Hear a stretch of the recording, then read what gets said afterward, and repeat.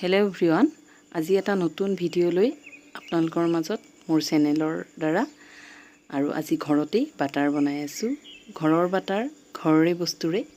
আমি গাখীৰ সকলোৱে ঘৰত খাওঁ। গাখীৰৰ যিটো মলাই সেইটো মই নাখাওঁ। একচুৱেলি গাখীৰৰ মলাইটো খাবও নালাগে, কেলষ্ট্ৰল বাঢ়ে। এইটো মই জমা কৰি ফ্ৰিজত ৰাখি থওঁ। চাওক কেনেকুৱা হৈছে, ধুনীয়া ফ্ৰেছ। আৰু আমি সাধাৰণতে বাটাৰ কিনি খাওঁ। ঘৰতে যদি এনেকৈ বনাই বাটাৰ ঘি খাব পাৰি, হেল্থৰ কাৰণেও বহুতেই ভাল। আৰু এই মলাইখিনি মই আগতে এটা ষ্টিলৰ বাটিত লৈ ল'লোঁ। আৰু এই মলাই বনাবলৈ বেলেগ একো বস্তু নালাগে, মাত্ৰ আইচ আৰু ঠাণ্ডা পানী। এইখিনিৰেই মোৰ বাটাৰ ৰেডি হৈ যাব।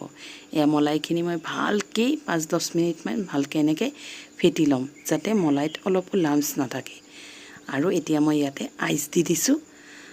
আইচৰ দ্বাৰা বাটাৰখিনি জমা হ'ব। এই চাওক, আইচ দি ভালকৈ আপুনি ফেটি যাব। আৰু এতিয়া মই এটা বিস্কাৰৰ সহায়ত ধুনীয়াকৈ চাওক ফেটি যাম। ফেটোতে লাহে লাহে বাটাৰৰ ৰূপ লয়। এইটো চাওক, দেখিছেনে? পানীটো এৰি দিয়ে আৰু বাটাৰ হৈ গ'ল। আৰু এতিয়া মই ইয়াতে আৰু ঠাণ্ডা পানী দিম। যিমান আমি ঠাণ্ডা পানী দি থাকিম, সিমান আমাৰ বাটাৰটো সোনকালে গোট মাৰিব। আৰু এয়া চাওক হৈ গ'ল। এতিয়া মই এইখিনি হাতেৰে ধুনীয়াকৈ উঠাই ল'ম। আৰু হাতেৰেই এইটো কাম কৰিব লাগিব, কাৰণ বাটাৰটো চাওক, পানীৰ লগততো বাটাৰ মিক্স নহয়। এৰ চাওক কি ধুনীয়া হৈ গৈছে। এইটো হৈছে ফ্ৰেছ অৰিজিনেল বাটাৰ, হয়নে? আপোনালোকে বাৰু এনেকৈ বাটাৰ বনাই খাইছেনে? খাবচোন, বহুত ভাল লাগে, বহুত টেষ্ট হয়। আৰু নিজে চাই মেলি ঘৰতে বনোৱা বাটাৰটো সঁচাই বহুতেই ভাল হয়। এয়া মই গোটেইখিনি বাটাৰ উঠাই ল'লোঁ। এতিয়া মই আৰু অলপ ঠাণ্ডা পানী দি আৰু অকণ ধুই ল'ম, যাতে ইয়াতে কোনো গাখীৰৰ ভাৱ বা পনীয়া একো নাথাকে, যাতে গোটেইখিনি বাটাৰৰ ৰূপ লৈ লয়। চাওক, মই একদম ফ্ৰিজত থকা ঠাণ্ডা পানী দিছোঁ। এয়া বহুতে ভাবে বাটাৰ বনোৱা চাগে বহুত কষ্ট, কিন্তু একেবাৰে কষ্ট নহয়। আৰু এইখিনি যদি এতিয়া আমি জুইত দিওঁ, মানে এখন কেৰাহী বা পেনত বহাই দিওঁ, এইটোৱে আমাৰ ঘিৰ ৰূপ ল'ব। আৰু যদি আপোনালোকে বাটাৰ নাখায়, ঘি খায়, ঘিও এনেকৈ বনাব পাৰে। মই নেক্সট আৰু এটা ভিডিঅ' আপোনালোকক দিম, ঘি কেনেকৈ ঘৰতেই বনাব পাৰি। এয়া চাওক, মোৰ হৈ গ'ল। এতিয়া এইটো যদি বাটাৰ পেপাৰত দি মানে কোনোবা এনেকুৱা কণ্টেইনাৰত ভৰাই থয়, একদম বজাৰৰ নিচিনা কিনা বাটাৰ ছেম হৈ যাব। আৰু এতিয়া মই বজাৰৰ দৰে টেষ্ট বনাবলৈ মই আৰু দুটা বস্তু ইয়াতে এড কৰিম। ইয়াতে দিছোঁ মই অকণমান নিমখ আৰু অকণমান হালধি, কাৰণ বাটাৰটো হয়, বজাৰৰ যিটো বাটাৰ সেইটো অকণমান হালধীয়া টাইপ, এনেকুৱা কালাৰ হয় ন?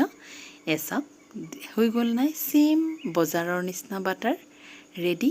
এতিয়া মই এইটো এটা মোৰ অন্নপূৰ্ণা ঘিৰ টেমা আছিলে কাঁচৰ, মই ভাবিলোঁ ইয়াতে ভৰাই থওঁ। আৰু ইয়াতে থৈ মই ফ্ৰিজত থৈ দিম, আৰু ধুনীয়া টাইট হ'ব। আৰু ব্ৰেড বা ৰুটিত আমি এনেকৈ বনাই খাব পাৰিম। তেন্তে চাওকচোন, কিমান কম সময়ত আৰু বেছি কষ্টও নালাগে, তেনেকুৱা কোনো বস্তুও নালাগে। ঘৰৰ বস্তুৰে আমি ঘৰতেই বাটাৰ বনাই খাব পাৰোঁ।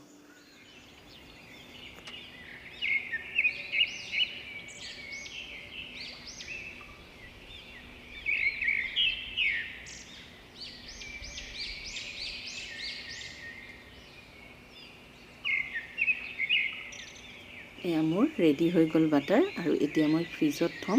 ফ্ৰিজত থ'লে, ডিপ ফ্ৰিজত থ'ব নালাগে, বাহিৰত থ'লেও খাব পাৰি, ধুনীয়া হয়। ব্ৰেড বা ৰুটিৰ লগত খাব পাৰে। আৰু ইয়াৰ পৰা যিখিনি গাখীৰ ওলায়, মানে মালাইৰ পৰা, এইখিনিও পেলাই দিব নালাগে। আটা গুনিবলৈ বা ফেটিবলৈ গাখীৰখিনি ব্যৱহাৰ কৰিব পাৰি। তেন্তে আজিৰ ভিডিঅ'টো কেনে লাগিছে কমেণ্ট কৰিব। যদি ভাল লাগিছে বেছি লাইক কৰিব, শ্বেয়াৰো কৰি দিব। তেন্তে আজি ভিডিঅ'টো ইয়াতে এৰিলোঁ। Thank U everyone.